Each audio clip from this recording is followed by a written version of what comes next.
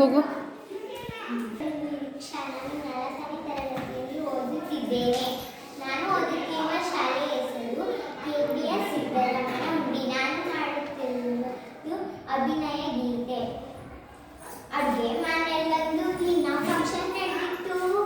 ಸೊಪ್ಪುಗಳೆಲ್ಲ ಸೇರಿಕೊಂಡು ಚಪ್ಪರ ಹಾಕಿತ್ತು.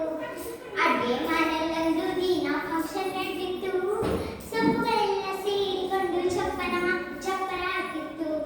ದಂಡಿನ ಸೊಪ್ಪು ತಾನೇ ನಿಂತು ತೋರಣ ಮಾಡಿತ್ತು. ದಂಡಿನ ಸೊಪ್ಪು ತಾನೇ ನಿಂತು ತೋರಣ ಮಾಡಿತ್ತು.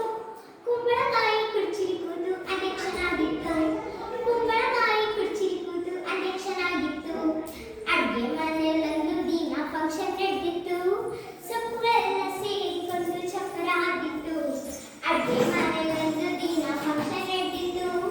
ಸೊಪ್ಪುಗಳೆಲ್ಲ ಸೇರಿಕೊಂಡು ಚಪ್ಪರ ಆಗಿತ್ತು.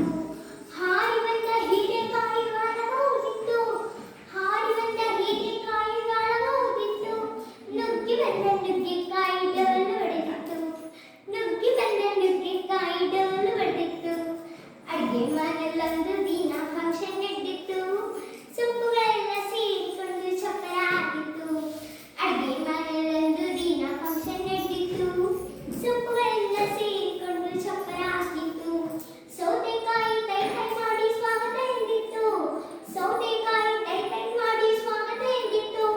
ಟೊಮೆಟೊಕಾಯಿ ಸುಂದ್ರಿ ಎಂದು ತಾಂಬೂಲಾಯಿಸಿತ್ತು. ಟೊಮೆಟೊಕಾಯಿ ಸುಂದ್ರಿ ಎಂದು ತಾಂಬೂಲಾಯಿಸಿತ್ತು.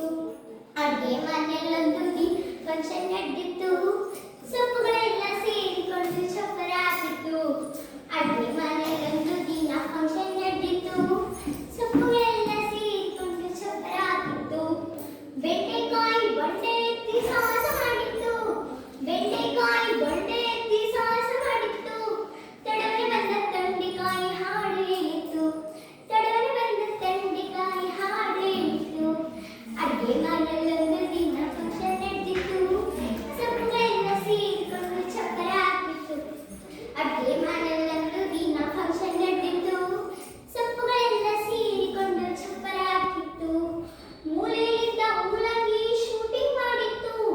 ಮೂಲೆಯಿಂದ ಮೂಲಂಗಿ ಶೂಟಿಂಗ್ ಮಾಡಿತ್ತು. ಜೀನ್ಸ್ ಹಾಕಿದ ಬೀನ್ಸ್ ಬಂದು ಡ್ಯಾನ್ಸ್ ಮಾಡಿತ್ತು. ಜೀನ್ಸ್ ಹಾಕಿದ ಬೀನ್ಸ್ ಬಂದು ಡ್ಯಾನ್ಸ್ ಮಾಡಿತ್ತು. ಅಡುಗೆ ಮನೆಯಲ್ಲೊಂದು ದಿನ ಫಂಕ್ಷನ್ ನಡೆದಿತ್ತು. ಸೊಪ್ಪುಗಳೆಲ್ಲ ಸೇರಿಕೊಂಡು ಚಪ್ಪರ ಆಗಿತ್ತು.